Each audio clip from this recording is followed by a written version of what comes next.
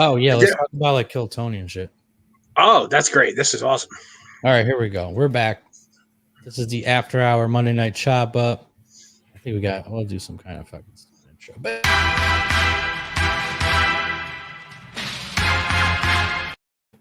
Whatever that is. Right. This is the show with no premise. We've done the full show already. So now we're just gonna kick it with the homies. Just riff a little bit. Yeah, I don't know if you guys know this, but if your screen, if you just have like the live stream like in a little part, if you maximize it, you'll still be able to see all of the comments or whatever. Yeah, I got it. So you get, I don't know, maybe you already like that. I just figured it out.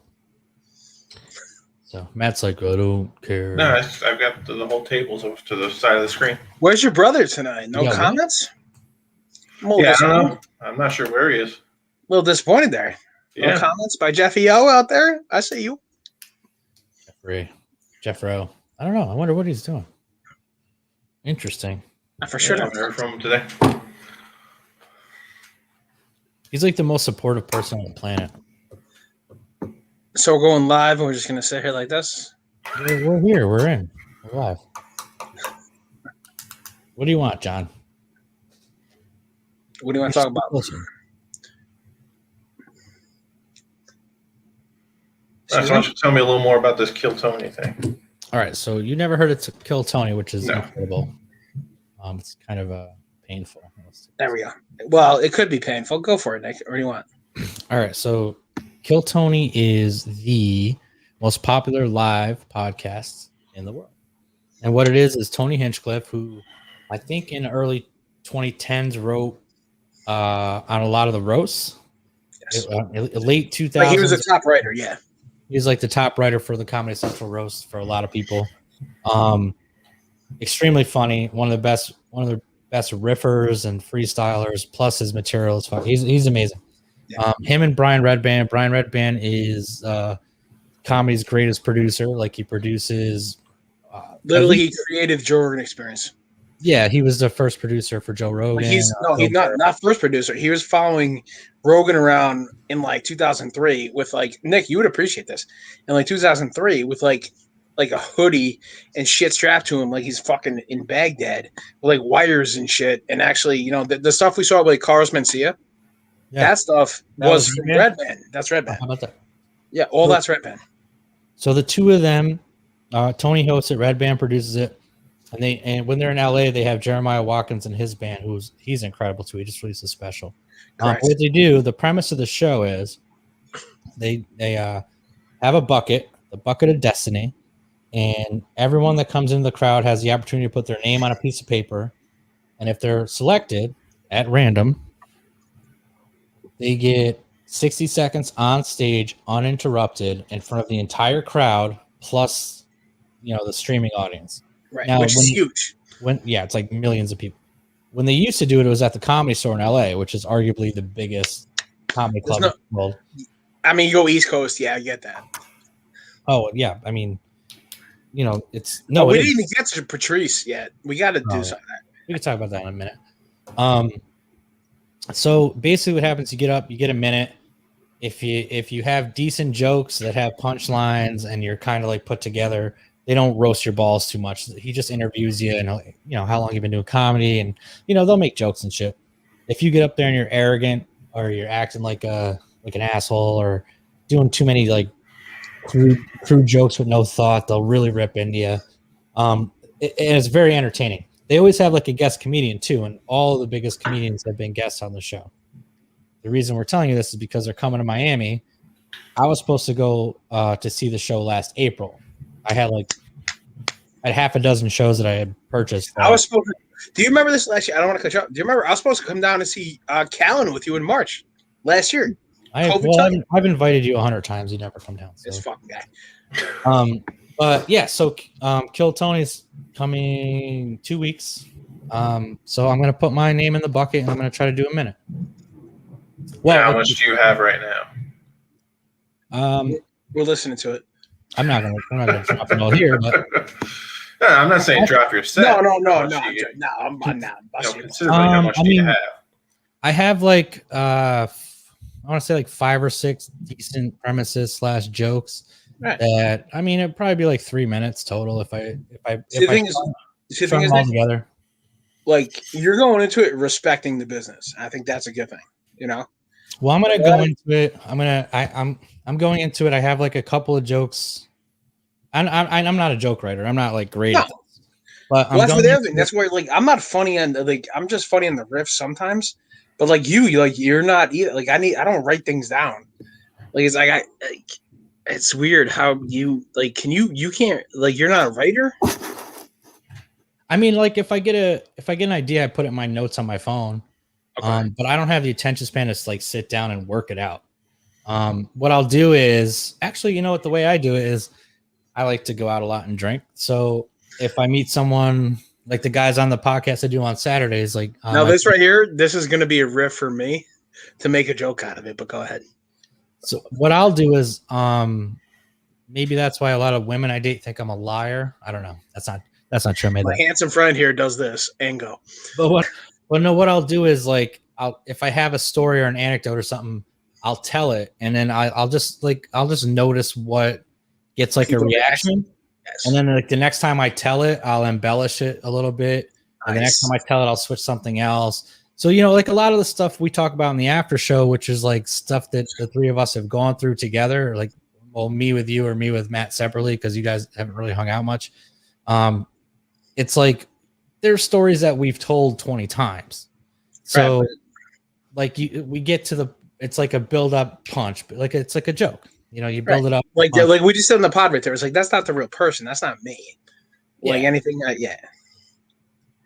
But I think that's good. Like you got a good thing going there. Like you're gonna do good. I think, bro. I don't know. I'm gonna try. I'm gonna actually try. I'm very like I have a lot of stage fright, which is weird because I'm outgoing and I talk to everybody and I play guitar in front of people. That's weird. Yeah.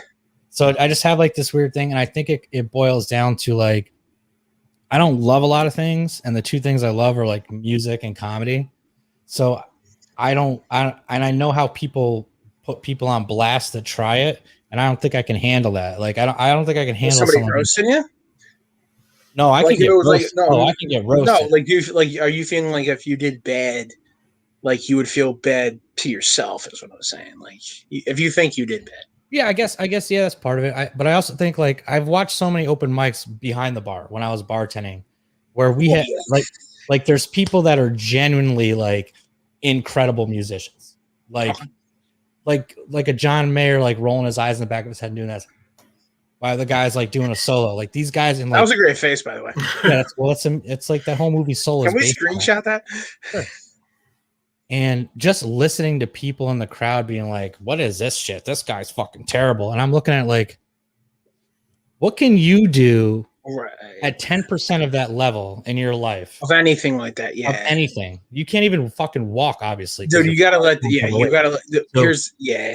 like I'm just afraid that, and I'm very sensitive when it comes to stuff like that. So I'm afraid that I'll hear like a comment from somebody and it just discourages me completely, and I won't ever play guitar again, or I won't ever make a joke again, or I'll quit podcasting.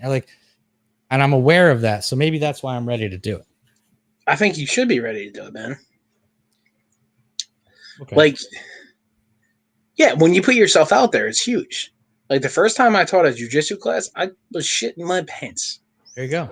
Perfect example. No, it's not a perfect example. That's there. I mean, yes, same thing. You're in there's 30. Yeah, there's 30 on you. Yeah. And if this is something like, it's not like a lesson plan. It's something that like you come up with, you have to show it, and then there's going to be random questions by everyone. You know what I mean? Like this person could ask a question, and do you have an answer to exactly what you just showed, and how to I take it very seriously.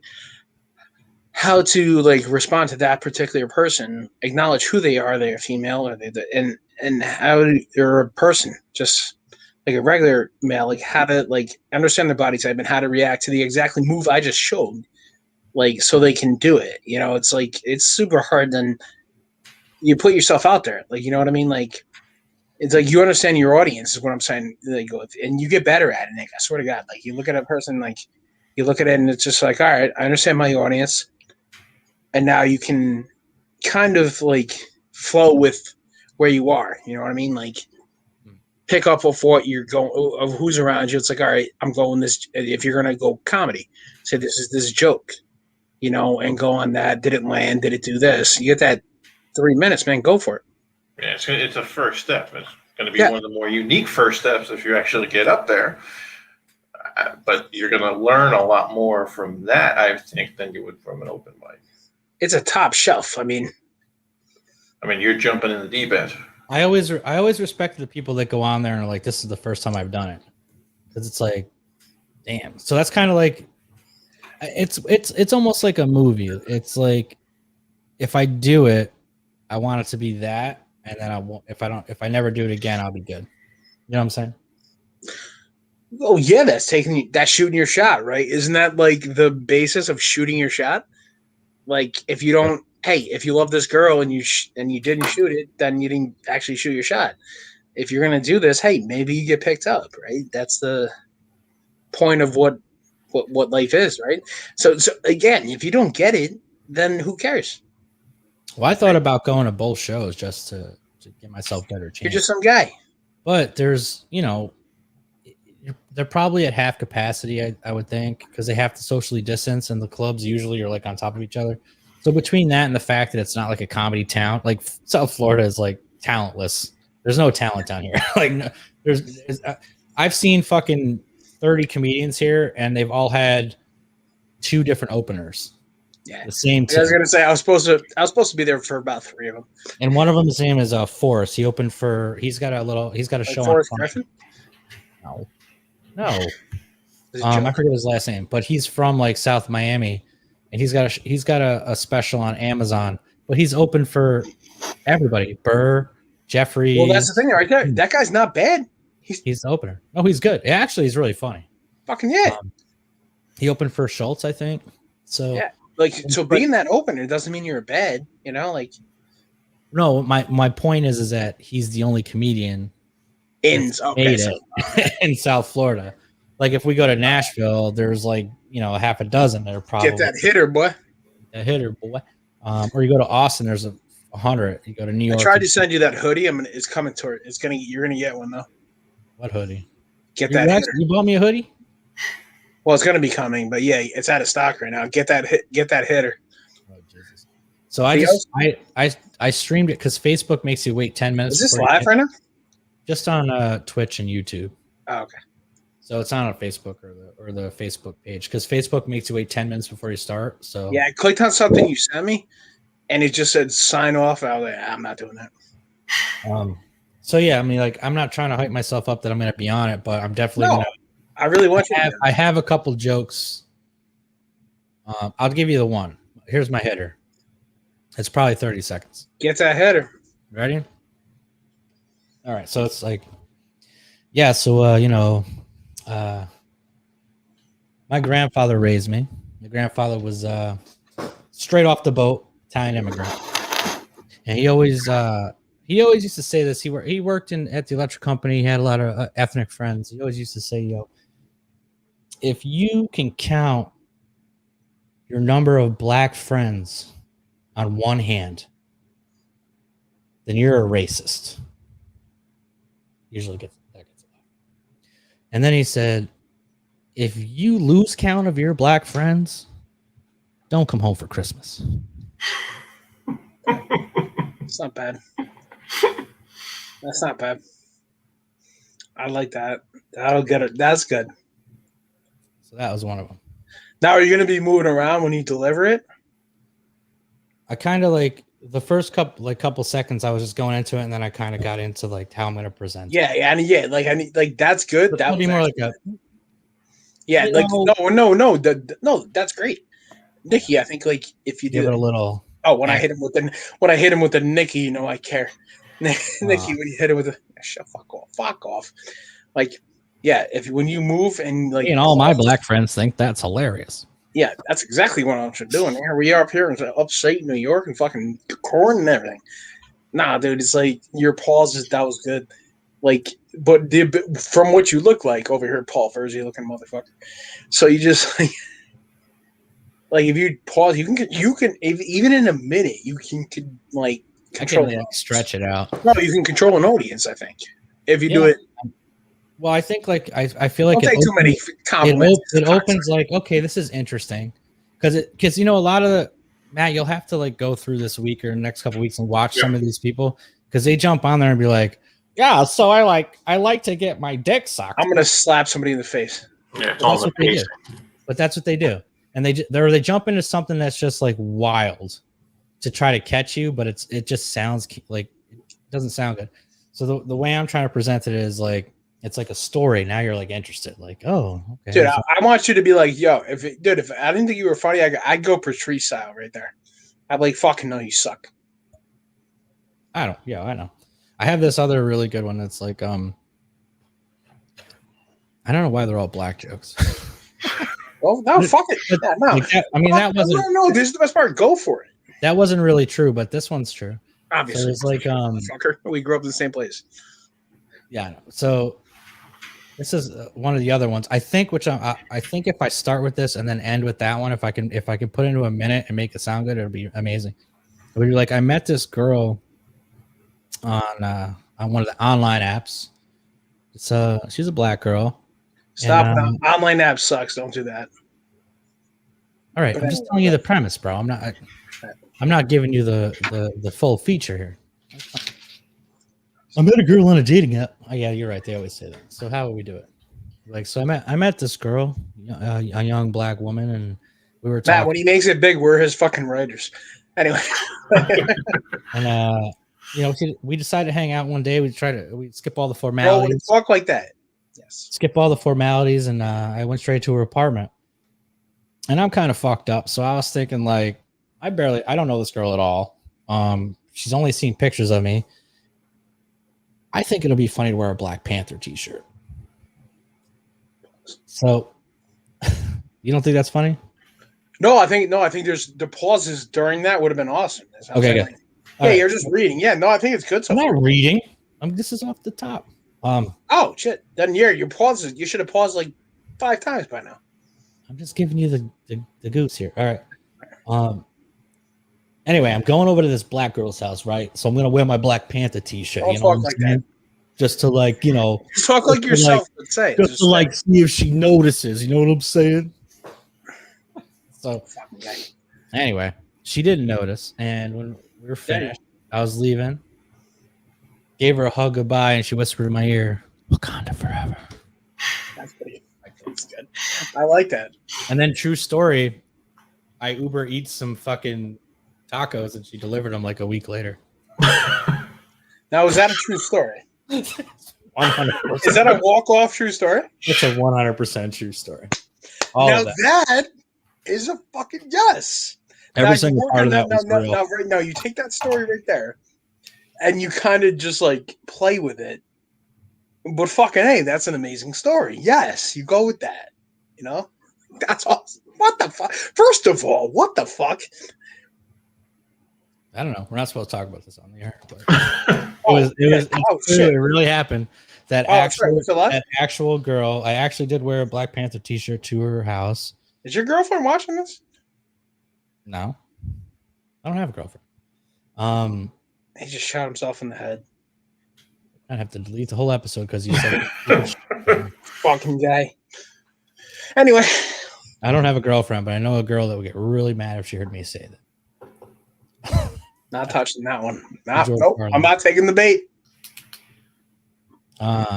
Anyway, yeah, that actually happened like at least 5 years ago. There you go. 5 years ago. Cover yourself. Yeah, 5 years ago. Yeah. So that's fun. I have a couple other things that I can't remember without reading them. I have to look. Well, no.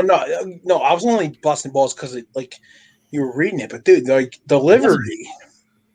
No, I think you did great, dude. Like if you do that, like what you have there in your delivery, I think it's going to be good because that's the thing with your delivery.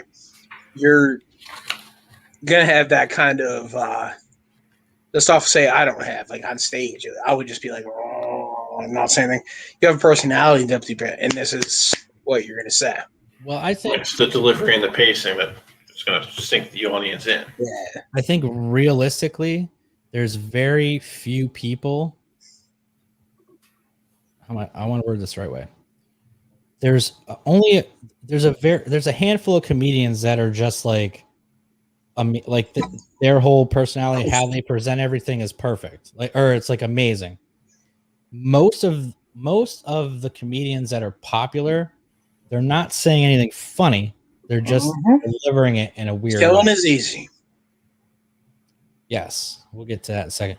But if you look at a lot of these Netflix specials, like up until recently, and I really feel bad about it. I always thought Sebastian Maniscalco was probably the worst comedian I've ever seen in my life, because all he says is like, we went to the store and my mom grabbed this because she's Italian. But he makes it last fucking 7 minutes. He's like, can we believe we go to the fucking store? The store. We go to the store. Can you believe it? My father let my mother go to the store. The store. And it's like, Jesus Christ, when you get to the fucking point, he made one joke like a year ago and I laughed for the first time and I like wanted to jump off a bridge.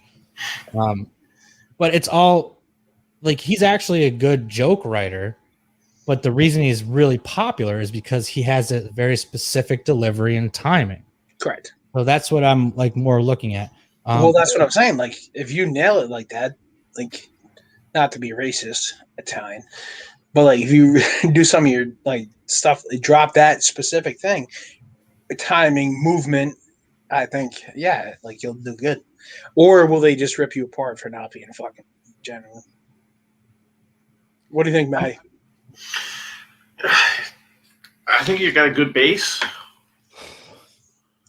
I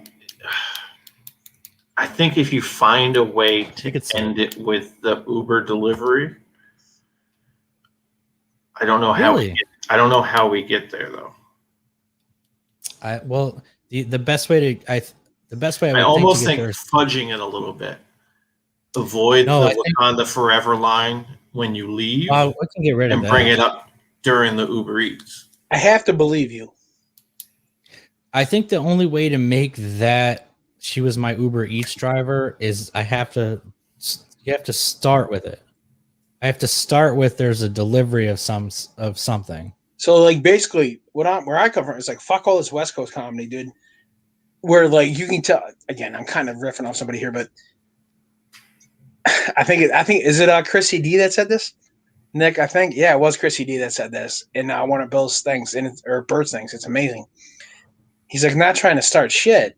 He's like, the difference is in LA, he's like, you can tell these guys a story and the people there, like you can create the story and tell them looking at a dinosaur and they'll believe it and think it's funny if you make that funny. He's like, on the East Coast, he's like, you better tell me a story about you. And if I think it's funny, I'm not going to laugh. He's like, but if I tell you a story that really happened to me and then I make a story out of it, they're going to laugh. Like the East Coast is a little different. Yeah, I think I'm in the middle. Yeah, like Chrissy D, like I think he nailed it with that. Like that's the thing. It's like if you're gonna do it, you got to understand your crowd too. It's like make me laugh.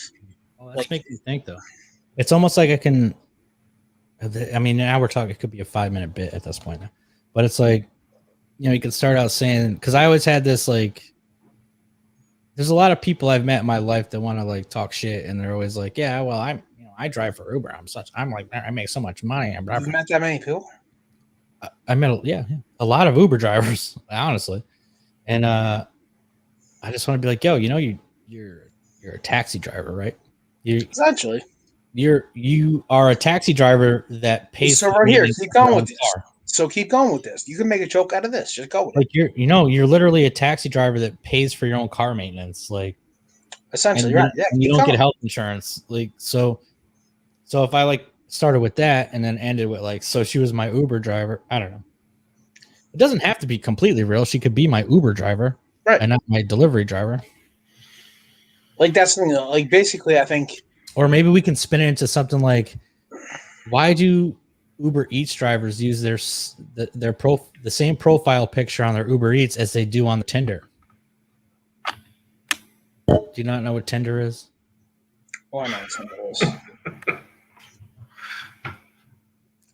Like, what's the deal with Uber Eats drivers using their same profile picture on Grindr? Yeah, you know what I'm saying? That would be one of the worst things. I don't want to suck a dick. I want to eat a salad. Yeah, they're not. He's not going for that one. No, it's my bad Seinfeld. Oh, I love You guys Seinfeld. are you afraid you're live right now? Because we'll delete it. What's I'm up? not afraid I'm live about anything. What do you want to talk about? No, that's what we're talking. We're talking about this. What else? I got some. Let me. Now I'll read if you want. Let me see what else I got.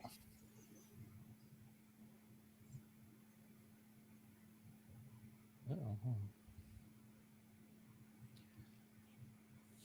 Let's see. Notes. Bring up the notes. Let's see if I got anything fucking humorous. You guys can talk while I'm doing this. I only got a couple minutes left anyway. Damn it.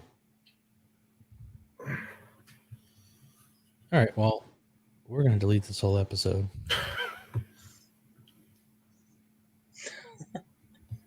Who are you texting? I'm looking through my notes for like other premises. All right. We're going to cancel it. No one's watching anyway. So. All right, then we're out. No,